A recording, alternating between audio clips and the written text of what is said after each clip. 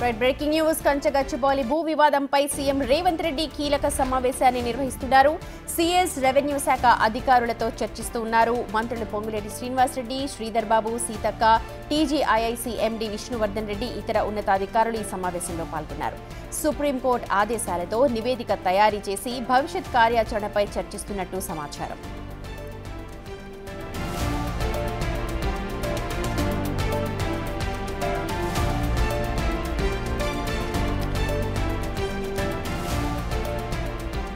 ఈ అంశానికి సంబంధించి మరింత సమాచారాన్ని మా ప్రతినిధి వాసు అందిస్తారు. వాసు, కంచగచ్చిబౌలి ఇష్యూ ఎంత పెద్ద రగడ క్రియేట్ చేసిందో మనందరికీ తెలుసు. దాని మీద ప్రస్తుతం చర్చిస్తున్నట్టుగా కూడా సమాచారం ఉంది కదా, పూర్తి డీటెయిల్స్ చెప్పండి. ముఖ్యమంత్రి సచివాలయంలో కూడా ఒక కీలక సమావేశం నిర్వహిస్తున్నారు. ఏదైతే ఇటీవల కాలంలో వివాదమైనటువంటి కంచగచ్చిబౌలి భూ వివాదానికి సంబంధించి కూడా ముఖ్యమంత్రి సమావేశం ఏర్పాటు చేశారు. అయితే సిఎస్ శాంతకుమార్ తో పాటు రెవెన్యూ శాఖ అధికారులు కూడా ఈ సమావేశంలో పాల్గొన్నారు. అది ఇటీవల కాలంలో కోర్టులు ఇచ్చినటువంటి సూచనలు, ఆదేశాల నేపథ్యంలో నివేదిక తయారీకి సంబంధించి కావచ్చు, భవిష్యత్ కార్యాచరణ సంబంధించి ఈ వివాదాన్ని ఏ విధంగా సద్దుమంచాలి అన్న అంశానికి సంబంధించి ప్రభుత్వం ఎలాంటి కార్యాచరణ రూపొందిస్తుందన్న అంశంపైన కూడా ముఖ్యమంత్రి ఈ యొక్క కీలక సమావేశం నిర్వహిస్తున్నారు.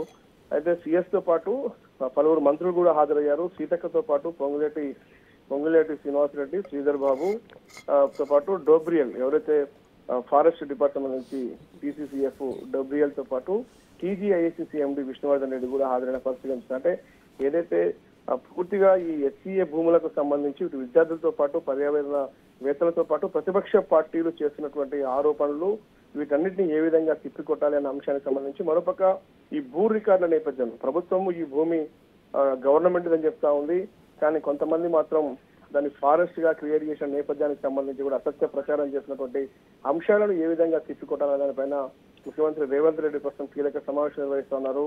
మరోపక్క యూనివర్సిటీ భూమి అంటూ కూడా మరికొంతమంది చేసినటువంటి వాదనకు సంబంధించి అది రికార్డుల్లో రెవెన్యూ రికార్డులకు సంబంధించి ఎలా ఉంది అన్న అంశానికి సంబంధించి పర్యవేక్షిస్తున్న పరిస్థితి కనిపిస్తూ ఉంది. అందుకే దీనికి సంబంధించి రెవెన్యూ అధికారులతో పాటు సిఎస్ శాంతకుమార్, ఎందుకంటే సిఎస్ శాంతకుమార్ ని ఈ నెల 16న సుప్రీంకోర్టు నివేదిక సమర్పించాలని ఆదేశాలు జారీ చేసిన నేపథ్యంలో కూడా ఎలాంటి నివేదిక సమర్పించాలి, ఎలాంటి రికార్డులు దానికి అవసరమైన అంశానికి సంబంధించి కూడా ముఖ్యమంత్రి ఆలోచిస్తా ఉన్నారు. ఇక భవిష్యత్తు కార్యాచరణకు సంబంధించి కూడా ఎలా ముందుకెళ్లాలి, ప్రభుత్వం దగ్గర ఉన్నటువంటి ప్రతిపాదన ఏంటి, ఎందుకంటే ఇప్పటికే ఈ అంశానికి సంబంధించి కూడా ముగ్గురు మంత్రులతో కలిసి ఒక కమిటీ ఏర్పాటు చేశారు. ఆ కమిటీ కూడా మరి కాసేపట్లో ఏఐసిసి ఇన్ఛార్జి నటరాజన్ తో కూడా సచివాలయంలో భేటీ కాబోతా ఉంది.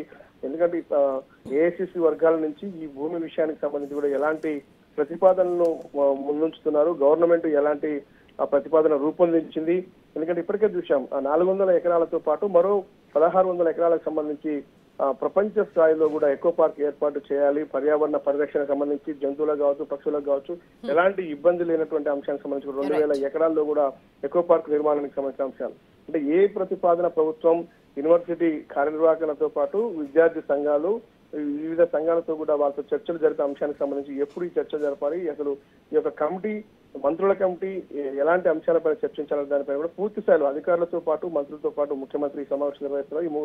ఈ సమావేశం అనంతరం కూడా ప్రభుత్వం తీసుకున్నటువంటి కీలక నిర్ణయాలు ఏంటో తెలిసే అవకాశం అయితే కనిపిస్తా ఉంది. మొత్తానికి ప్రధానంగా సుప్రీంకోర్టు ఆదేశాల నేపథ్యంలో సిఎస్ సమర్పించాల్సిన నివేదిక పైన ప్రధానంగా చర్చ జరిగినట్టుగా తెలుస్తా ఉంది. ఇక మరి కాసేపట్లోనే నటరాజన్ కి సంబంధించి కూడా ముగ్గురు మంత్రుల కమిటీ కూడా భేటీ కాబోతాం.